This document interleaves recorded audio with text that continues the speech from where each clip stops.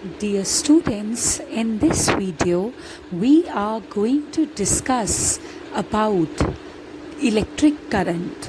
See, in the last video we discussed about charges. What are charges? What are the properties of charges and how they are different from masses? But in this video we will move to the next step, which talks about electric current. See, we have already studied about charges.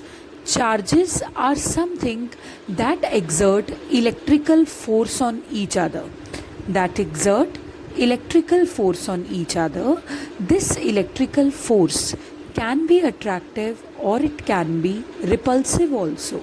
Unlike the gravitational force, which is always attractive, gravitational force is between two masses, but electrical force is between two charges, where masses and charges are the two properties of the same matter, which means if this is some matter, then they will be having forces between each other because of their masses, and they will be having forces between each other because of their charges also. Since gravitational force is the weakest force of universe, so when we talk about two different matters present on earth, the electrical force between them will become predominant.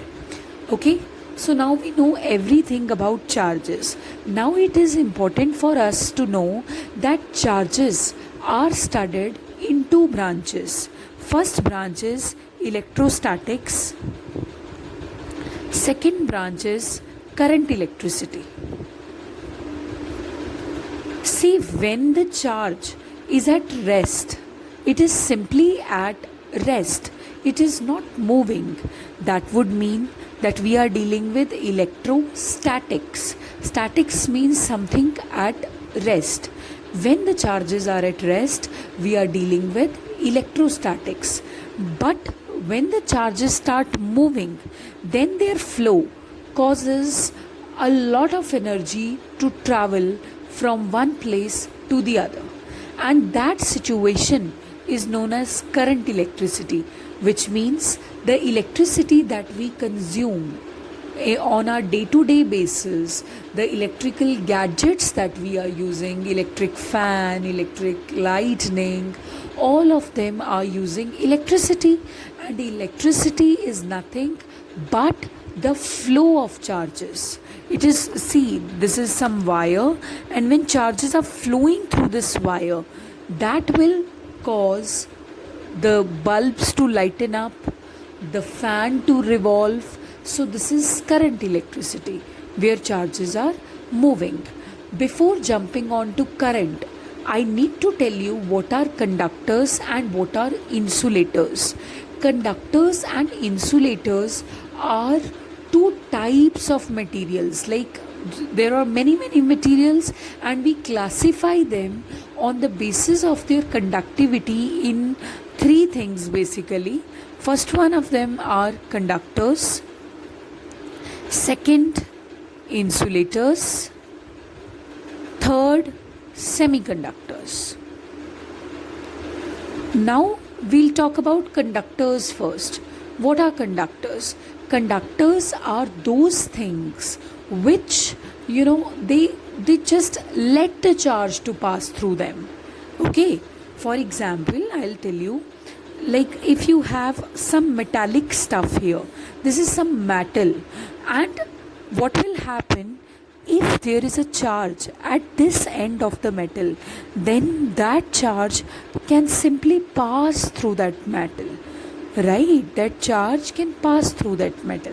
So this means the charge will not stay at the point where it has been created, rather it is capable of moving forward, of moving here and there. So that means this is a conductor which can easily let the charge to pass through it. So this is a conductor. Conductor, like solid conductors, have many free electrons. Okay, solid conductors have many free electrons which are responsible for conduction. Okay, Next is we will talk about insulators. Insulators do not have any free charge carrier. Okay, by free charge carrier I mean, like if I say that sodium metal is a metal, it's a conductor. We know that its shell wise configuration is 281 because its atomic number is 11. Through chemistry we know this information. So this one electron, this is so free that it is free to move in the entire lattice. And when it is free to move in the entire lattice, suppose if this is some conductor and you happen to connect its two ends with the two ends of a battery, this one is a positive terminal of the battery and this one is a negative terminal of the battery. If you happen to do that, then this one extra electron which is so free in this lattice, don't you think that free electron will try to move towards the positive terminal of battery? Because I already told you that opposite charges attract each other. They attract each other much more. So electron, which is a negatively charged particle, will be attracted towards the positive terminal of the battery. So yes, if electron is attracted here, that means electron is able to move in the lattice. Like when it will be going to positive terminal, it will be traversing the entire conductor, which means conductor is something which allows that electron to pass through it. Had it been a plastic comb here, whose two ends are connected to a battery, you will see zero current flowing, because here the insulator is in picture. Here insulator is being talked about, and since insulator is being talked about, that would mean that insulators do not have free charge carriers. Like conductor has electrons, no, and those electrons can move here and there, but insulators do not have any free electrons. They do not have any free charge carriers. So that would mean nothing can move here and there to make the current तो तब तक नहीं आएगा जब तक charge flow ही नहीं करेगा. I already told you that current arises only when the charges are flowing. So when no charges are flowing through a plastic comb, through something rubbered, through wood, that would mean that there are no free charge carriers, right? So these are insulators. Last is semiconductors. What are semiconductors? Semiconductors are something which do not have very high conductivity like conductors, and they do not have very low conductivity like insulators. Okay, so इतना भी अच्छे conduct नहीं करते जितना conductors करते हैं, इतना भी बैडली कंडक्ट नहीं करते जितना इंसुलेटर्स करते हैं. They are different, they lie in between both of these categories, right? So these are semiconductors. In conductors I can have any metal as the example. In insulators I can have wood, rubber, plastics as the example. In semiconductors I can have silicon or germanium as the example.